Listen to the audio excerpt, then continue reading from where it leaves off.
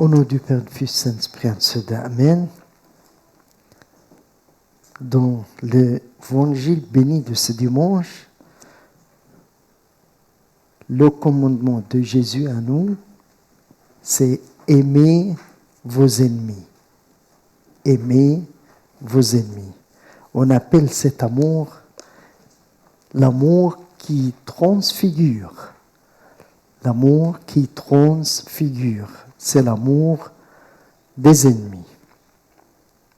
C'est un commandement, sans doute, dépasse toute morale humaine. Et qui va, la plupart du temps, contre tout instinct humain. Et malgré ça, ce commandement constitue le sommet de la vie chrétienne. Aimez vos ennemis, bénissez ceux qui vous maudissent, faites du bien à ceux qui vous haïssent et priez pour ceux qui vous maltraitent ou vous persécutent. Luc 6, 27 et 28 et aussi Matthieu 5, 44 et 45. Et le commandement d'aimer les ennemis n'est pas facultatif. Il n'est pas réservé aux saints. Il est l'appel adressé à tout chrétien et à chaque personne qui désire devenir enfant de Dieu, afin que vous soyez fils de votre Père qui est dans les cieux. C'est l'explication de Jésus pourquoi nous sommes appelés à aimer les ennemis, afin que vous soyez fils de votre Père qui est dans les cieux. 3 points à propos de cet amour. Numéro 1, don haut. Numéro 2, le modèle. Numéro 3, la marque. Don haut, le modèle et la marque. On va finir en répondant des questions pourquoi et comment. Numéro 1, don haut. L'amour des ennemis, c'est un amour qui vient d'en haut et non de la nature humaine. Par nature, nous aimons ceux qui nous aiment. Et en même temps, nous haïssons ceux qui nous blessent. Mais le Seigneur ne dit pas simplement « n'aie pas ton ennemi ». Il dit « aime-le ». Aime-le.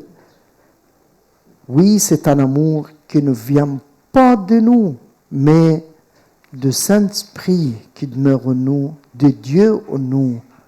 C'est un amour divin. Saint Macaire l'Égyptien écrit en disant « l'âme qui a goûté l'amour de Dieu est transformée ». L'âme qui a goûté l'amour de Dieu est transformée. Elle devient comme un feu qui brûle pour tous. Comme un feu qui brûle pour tous, amis ou ennemis.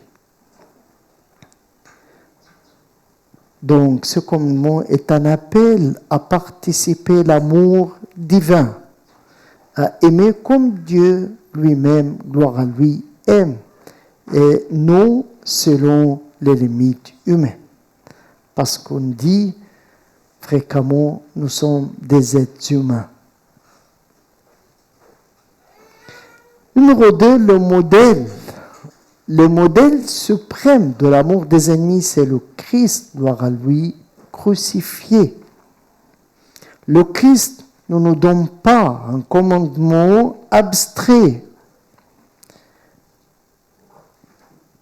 Jésus lui-même l'a vécu jusqu'au bout, jusqu'à la croix. Et sur la croix, au sommet de la souffrance, rejeté moqué, trahi. Il dit, Père, pardonne-leur. Père, pardonne-leur car ils ne savent ce qu'ils font. Car ils ne savent ce qu'ils font. Et on trouve ce n'est pas une simple parole de pardon, c'est une intercession. Une intercession, un acte d'amour extraordinaire envers ceux qui les tuent. Envers ceux qui les tuent. Encore, on peut voir Saint Étienne, le diacre, le premier diacre et le premier martyr, subit le même sort comme Jésus et il imite son maître en disant, Seigneur, ne leur impute pas ce péché. Seigneur, ne leur impute pas ce péché. Et c'est ça le vrai disciple, celui qui aime jusqu'au bout, celui qui aime jusqu'à l'ennemi, car il est le disciple qui est rempli de Saint-Esprit. Numéro 3, la marque. En fait, l'amour des ennemis est la marque de la sainteté véritable. C'est le critère véritable de la vie spirituelle. C'est pourquoi saint Isaac le Syrien nous dit, tu n'as pas encore atteint la charité parfaite tant que tu n'as pas de compassion pour ceux qui te font du mal. Tu n'as pas encore atteint la charité parfaite tant que tu n'as pas de compassion pour ceux qui te font du mal. Et en plus, Saint Jean Climac, qui a écrit le livre de l'échelle sainte, l'échelle aux cieux, il nous dit, le souvenir des offenses est la ruine de l'âme. Le souvenir des offenses est la ruine de l'âme. Mais prier sincèrement pour son ennemi, c'est déjà ressusciter avec le Christ. Mais prier sincèrement pour son ennemi, c'est déjà ressusciter avec le Christ. 2 questions pour finir. Pourquoi et comment? Pourquoi aimer nos ennemis?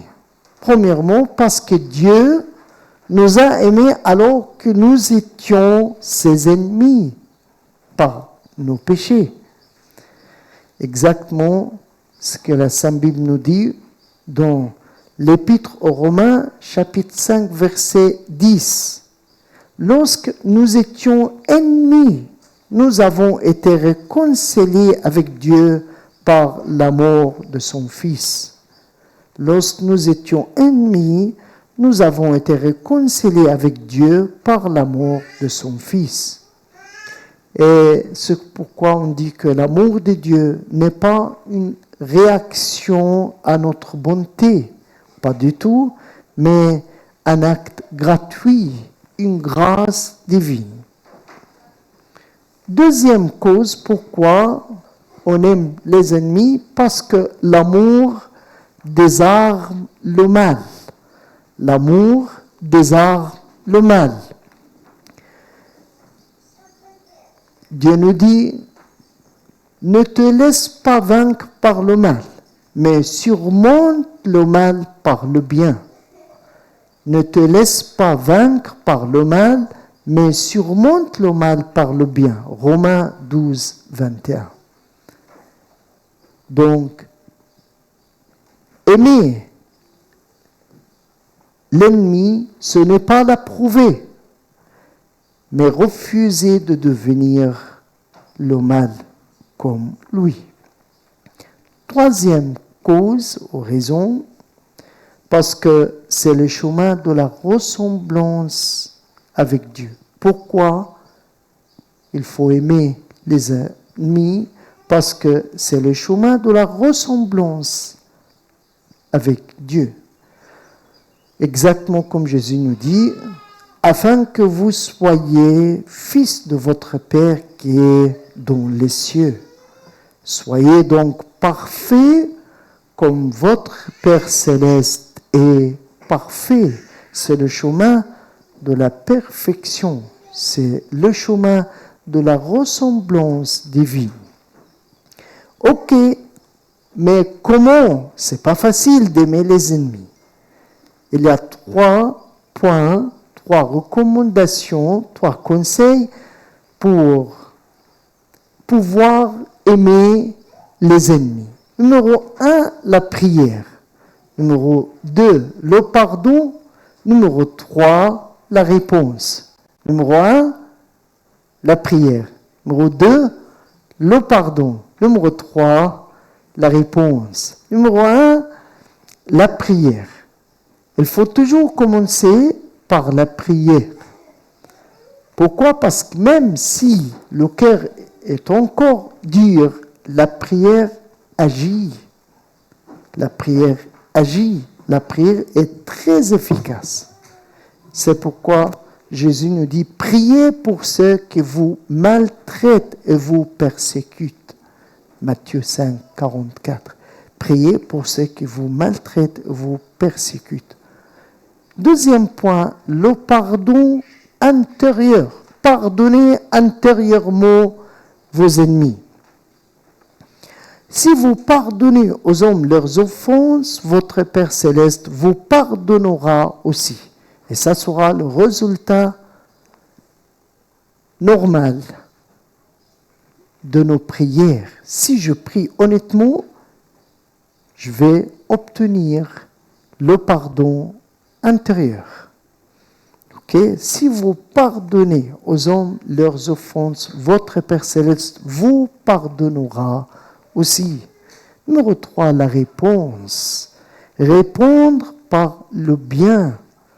Répondre toujours par le bien. Si ton ennemi a faim, donne-lui à manger. S'il a soif, donne-lui à boire. C'est ça la réaction, c'est ça la réponse des enfants de Dieu envers leurs ennemis, répondre par le bien. Que le Seigneur nous donne la grâce par son Esprit Saint d'aimer même les ennemis. Gloire à lui éternellement. Amen.